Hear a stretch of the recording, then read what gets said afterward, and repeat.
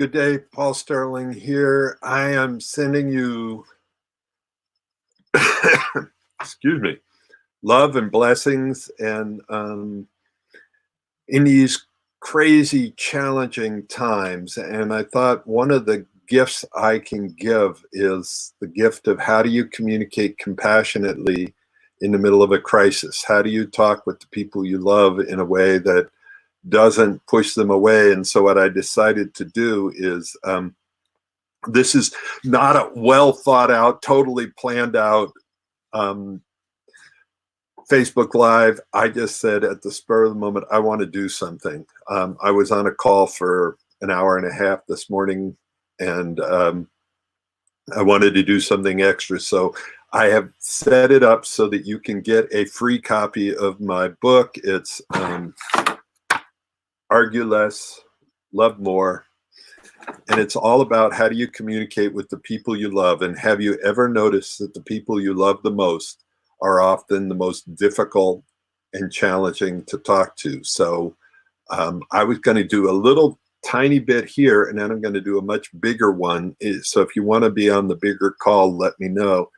But there are 5 main mistakes that we make when we're communicating with the people we love. So I'm going to do a little bit of a slideshow to go through that with you.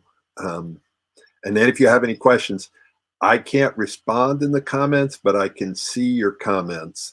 So you can leave them over there, and I will either get back to you on the call or get back to you later. So here we go. Have you ever wondered why the people you love the most are often the most difficult to talk to? And there are 5 things that tend to trigger people. And this is a time when we are more triggerable than ever. So it's time to be more resourceful. And one of my mentors and former boss, a guy named Tony Robbins, once said that the quality of your relationship based on the quality of your communication. And in the time when so much is falling apart in this world right now, I wanted to make sure that our communication stays great, and especially with the people we love the most, and especially when they're not in the same place as we are.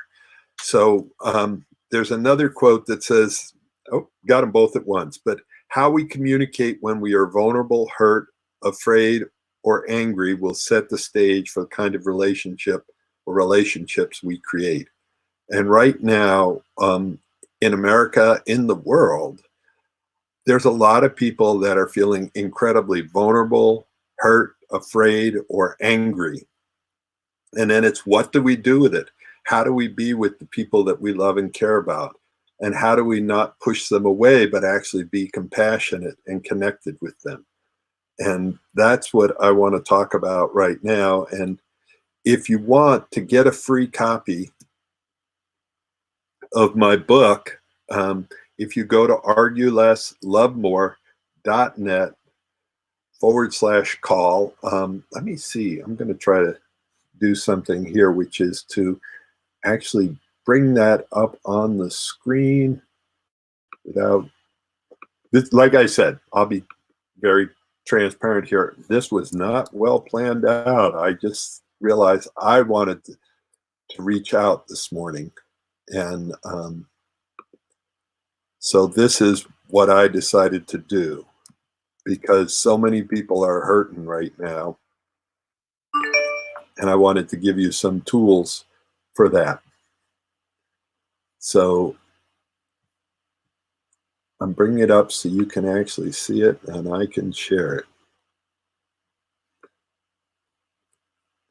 Okay, that is the page, the arguelesslovemore.net/call.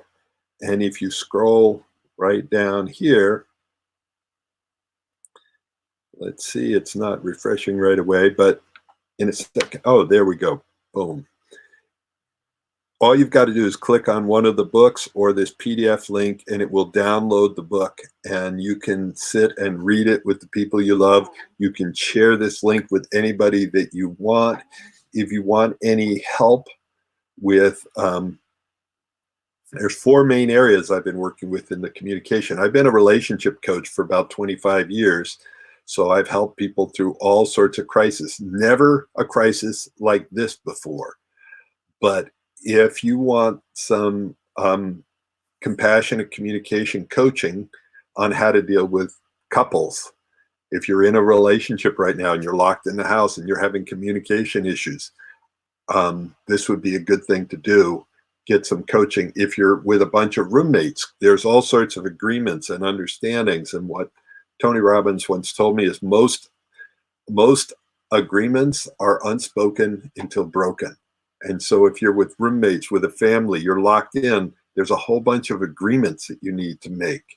And if you're parents and you've got kids, there's the 5 S's that you need to look at, safety, soothe, seen, secure, and space. So if I scroll down a little bit more, you can schedule a half an hour to 45-minute free call with me, and I will go through whatever is going on in your relationship or your communication or your situation. And so there's couples, there's parenting, there's roommates, and if you're single and want some compassion and empathy, this is a perfect chance to get that. So I will do that with you. Go to arguelesslovemore.net/call. Also, so I'm trying to give you some resources here. The other thing that's happening twice a day is with Love Coach Academy. We have set up, and let me see if I can bring it up here. At 9 o'clock in the morning and at 6 o'clock at night, we're doing a call. And if you go to compassionatetalk.com, you can sign up. The calls are free. We're dealing with all sorts of relationship issues. Or this morning we were with someone she's locked in the house with her alcoholic dad, her mom who's got dementia, her 2 kids, and she's a single mom trying to handle all of that. And we were giving her some compassionate communication tools. So at 6 o'clock at night, tonight, we're going to be doing that. Me, Scott Katamas, Debbie. I think we're going to have Jonathan Robinson, is best-selling author, is probably going to be on that call tonight. So I am going to bounce back. Once again, there's where you can get a free copy of the book or a free session. Now I want to just give you a quick rundown of there's 5 mistakes that you might want to avoid in communicating right now. I'm going to actually bounce. Some of these slides are not going to be, well, actually, I'm going to cover that slide. I'm going to make it a little bigger so you can see it, because I want to tell you where people are right now. There are 3 different zones we can be in. Number 1, that center is our comfort zone. And that's where things are the way they are, and we like to keep them the same. Now, people are getting thrown out of their comfort zone. The second zone out is the learning zone. And hopefully we can stay in that we're learning how to deal with our planet and how to deal with each other and how to deal with disease in a whole new way. And the outside zone, and a lot of us are stuck there in that outside zone, that's the terror zone. And then the terror zone, we are, let me just bring my friends out here. In the terror zone, we go into our reptile brain and we're in fight, flight, flee, or freeze. There are 4 different F's. Fight, flight, freeze, fight, fight, flight, flight.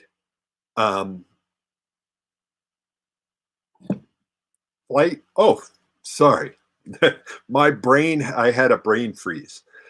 It's fight, flight, freeze, let's just go with that. Those are three. There's a fourth F, and it's gone right now. Just left my brain totally gone. So the idea here is, how do you deal with someone who's in the terror zone without you going into the terror zone yourself? And I'm going to give you some quick communication tools and mistakes not to make. So what we're trying to do is, in this time of crisis, how do we communicate compassionately so that people want to lean in? And how do we lean in and listen to others so that there is connection, compassion, and cooperation? And what we're trying to avoid is resistance, resentment, regret. And it's really a challenging time in communicating. So I want to give you these 5 mistakes, and it's in the book. So number 1, I know you can see me, so if you're watching there in Facebook land or on YouTube, just do this with me. Put your hands together and press really hard with your right hand. Press harder, and you're doing it. And okay, let me ask, where are your hands? Most likely right in front of you, because when you press with your right hand really hard, what's the left hand do? It presses back. So the idea here is, how do we communicate in a way that doesn't feel like force and get lots of resistance? The key to succeed in communicating is not to get below the line. And it's really tempting to go below the line here. Below the line is when we're down there laying blame, justifying shame, making bad, stupid, wrong, quitting. All of these are about the past. And it's really scary right now. And it's tempting to do a lot of this. Denial, it's not as bad as we think. Lay blame, it's not my fault. You look at right now, the Republicans and the Democrats, everybody's blaming everybody. So how do we get out of that? How do we stop justifying the reason, justifying our behavior? How do we move through the shame of, I'm not prepared. I'm not as prepared as I thought I wanted to be. And then there's a place where almost everybody goes through wanting to quit. It's like overwhelming. It's too much. Just quit. And how do we get our communication above the line to where we're responsible? And responsibility means we're starting to take something on for the future. What can I do? Like yesterday, my beloved partner went shopping for us at Safeway, and the guy at the counter, this amazing man at Safeway who's on the front line right now. I mean, that is the front line. The doctors, the nurses, these are people that are risking their lives and their health to protect us, to provide for us. And he has a 9-year-old son, and he couldn't find the hand sanitizer, and they didn't even have it at Safeway. And my beloved had some extra at her office, so she drove into town, went to the office, got the hand sanitizer, and came back and gave it to him. And it blew his mind that, and it was something small and simple, and it was a beautiful gesture. How can we be responsible for the future? So when we're communicating, we want to communicate from above the line, not below the line. The simple thing is bad, stupid, wrong. How do we avoid making somebody bad, stupid, wrong? And how do we enter their world? That's my little fancy thing, so that they feel and heard, understood, and valued. And it's so critical right now. And it's so tempting to, and I call it, and I'm going to shift this so that you can see a little more of me. How do we not logicalize away somebody's fear and pain, whether it's our kids, whether it's our parents, whether it's the people we love?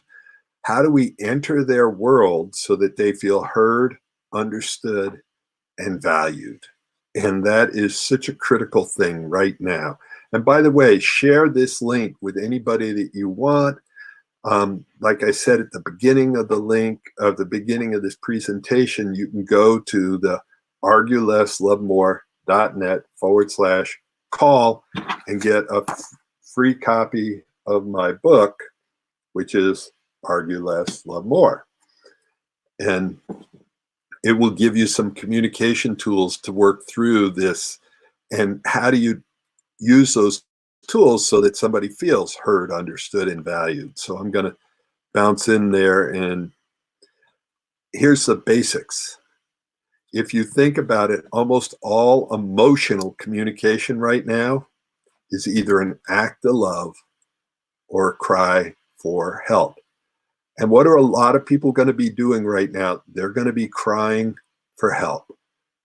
They're scared. And the way that we cry for help sometimes sounds like our little reptile brain goes wild, and we cry for help and we attack each other and make each other feel bad, stupid, and wrong. And so what I want to do is, when you cry for help, I want to give you tools so that your partner or the people around you can actually hear you when you're crying for help, rather than run in the other direction. Whoops. One of the things that I want to help you avoid, and it's in the book, is case building. And oftentimes we build a case against somebody, making them feel bad, stupid, wrong. And anytime that we try to use bad, stupid, wrong language or case building about why somebody should or shouldn't do something, what we're going to get is resistance. If you want somebody to actually hear you, you need to enter their world and try to guess, what are they feeling? What are they needing? So if you think about it right now, what do you think people are feeling and needing? Well, most of us, we're feeling and needing, we're feeling scared. And we're needing compassion, and we're needing some reassurance, and we're needing connection, especially in this isolation and separation from the people that we love and care about. So case building never works. Case building against somebody, why they should or shouldn't feel the way they do. What works is to enter their world and guess, wow, honey, are you feeling scared right now? And especially with your kids or the people you love. What they want is, they want to be heard, understood, and valued. And how do you let them know? They're going to send you a message like, this is really scary. And what helps them is you feed it back, feed that communication back. So you let them know, what message I received. Your partner says, I'm really scared. I don't know how to protect the kids. And what you can do is go, wow, honey, sounds like you're terrified right now, or sounds like you're really scared and you're needing some reassurance and some ideas on how we can protect the kids, or how we can protect your parents, or how we can protect ourselves, and connect to them in that way. So the second mistake, and I'm going through these kind of quickly, is storytelling. And storytelling is when we make up a story in our head, like, oh my God, I've got a scary story in my head. We're not going to survive, or someone's going to die, or we're going to lose all our money, our investments, or we'll never get another job, or something like really scary stories. And what can help is let somebody know, this is a scary story I'm telling myself. If you can start with that, it's a scary story I'm telling myself. And what I need some empathy for this story. Oh, I'm really scared that our leadership's not going to get its shit together. And there's going to be a lot of death in this. And this is going to get a lot worse before it gets better. So when somebody has that story, and there could be a lot of facts around that story, how do you give them compassion and connection and understanding for the story that's going on? And so, wow, I hear that you're really scared right now and needing some reassurance. The next mistake. So storytelling is number 2. The number 3 is message assuming. And it's like, message assuming is when we go to that place where we just think that we already know what they're going to say, and we stop listening. You know, the guy's got his hands over his ear, blah, blah, blah. It's like, what we can do, rather than stop listening, is we can feed it back. And there's two sides of message assuming. Number one is that I think you're hearing what I think I'm saying. So what we can do is go, honey, can you tell me what you heard me say? Wow, you heard that? Oh, I was saying this. So let me try again. So message assuming is either I think you heard what I wanted you to hear and maybe you didn't, or I think I know what you're saying and maybe I don't. And I stop listening. As soon as I think that I know what you're saying, I stop listening and I'm preparing my response rather than waiting and going, oh, let me feed back what I think I heard. And here's some magic words. Tell me more. Tell me more is the opposite of message assuming. It's I want to hear what's going on for you. I want to hear what's alive for you. And the next one here is I have this little thing here. This is a translator. With it, you can say goodbye to language barriers. So it's a little thing where you can speak in Spanish or Japanese and it will translate it into English, or you speak in English and it'll translate it into Japanese. So what I want to do is be able to translate things into the underlying feelings and needs. And this is what this process is going to do. And I'm bouncing around a little bit more. Mistake number 4. It's called cup stuffing. And if this is full, how much more can I put in it? And right now, a lot of us are emotionally full and we have just a little bit of room to hear our partners.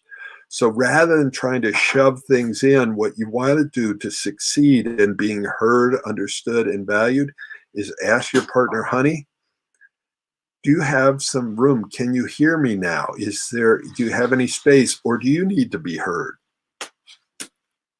And when people are in pain, they need either empathy and understanding, or they need space. And it's tempting to give them our good ideas of what they should be doing, but really what they need is empathy or space. And what cup stuffing is trying to put something in to a cup that's already full. And a lot of us are very full emotionally from the crisis going on. We're scared about our health or food or the economics or the future or our leaders. So what we want to do is be able to give people empathy. And part of that is we'll empty my cup. So if you want to be heard, one of the best things you can do is hear your partner first and ask permission, honey, do you have any space in your cup to hear me now? I'm feeling scared and I need some reassurance, or I'm needing to know what we're going to do about the kids, or I'm needing to know what are our agreements around going out and being near public people. So I'm really scared about our safety. So it's important when you've got an important topic right now to make sure that you set your partner up to win by asking, do you have space to listen right now? And I want to go back and say what I've been saying before is that I'm offering everybody who wants it. You can share it with anybody. A free copy of my book. All you've got to do is go on arguelesslovemore.net/call. And when you go on that page, scroll down to where it shows an image of my book, and you can click and get a free copy. You can also get a free 30 to 45 minute session with me or one of the other love coaches for coaching on how do you communicate about challenging topics right now. How do you communicate with your partner, your parents, your kids, your roommates, even how do you communicate with yourself with compassion? So I'm going to go to mistake number 5. So mistake number 1 is a recap, case building. So you're either building a case against somebody or a connection with them. Number 2 is storytelling. So either we're busting our stories or we're selling our stories. We're making sure what creates fear in us is the stories that we're telling ourselves. What creates pain and upset is the stories we're telling ourselves. And if we start sharing those stories, what it creates is connection and compassion and understanding. And if we just believe our stories and don't question them, that creates separation, and that's mistake number 2.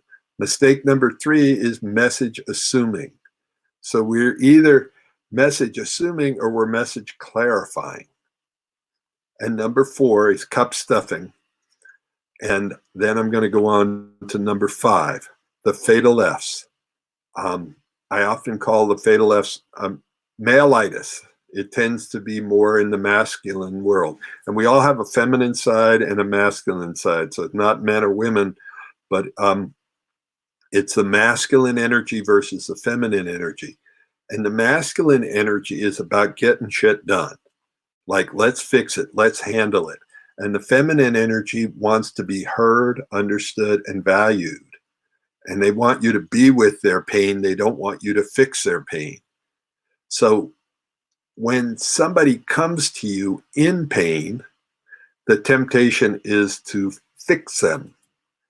If that doesn't work, you fight with them. And if that doesn't work, you flee from them. And the problem right now, we can't flee. We're locked in the same house together. So instead of doing that, you can learn how to be with somebody and be with their pain. So when somebody comes to you in pain, rather than offering them ideas, you can ask a question. Do you want empathy or do you want ideas? Do you want me to listen and just be with you? Or do you want me to help you solve this problem? And almost 90% of the time, people are going to want you to be with them. They're going to want you to listen. And then maybe after you've listened for long enough, they'll want you to help them solve their problem. So the fatal F's, when somebody comes in pain, you try to fix them. When that doesn't work, you fight with them. When that doesn't work, you flee from them. What you can do instead is be with them, to listen to them in pain and listen to them and go through this whole process of connecting so that they feel what? Heard, understood, and valued. So this was just a brief. I just wanted to do something, and in closing, there's several things you can do. 1, get the book, read the book. It's free. It's on my website, arguelesslovemore.net/call, CALL. Share it with anybody you want. Share this link with anybody you want. The next thing is every morning at 9 and every night at 6 p.m. West Coast time, we're doing a call with me, Scott Katamas, Debbie Garcia, and other people from the Love Coach Academy, where you can come and get empathy and understanding. So if you want to know where that is, you can go to Compassionate Call, I believe it is. No, Compassionate Talk. I'm sorry. My brain is not fully wired this morning. I think I need, I just want to be compassionate with myself for a second, because right now, it's scary what's going on this planet. And so the simple thing to do, send me a message on Facebook and I will get you the information. And it's a call that happens at 9 o'clock in the morning and at 6 o'clock at night, West Coast time, where you can come and get empathy and ideas. So I love you all. Have a great day. Share this with anybody that you feel will benefit from it. Bye now.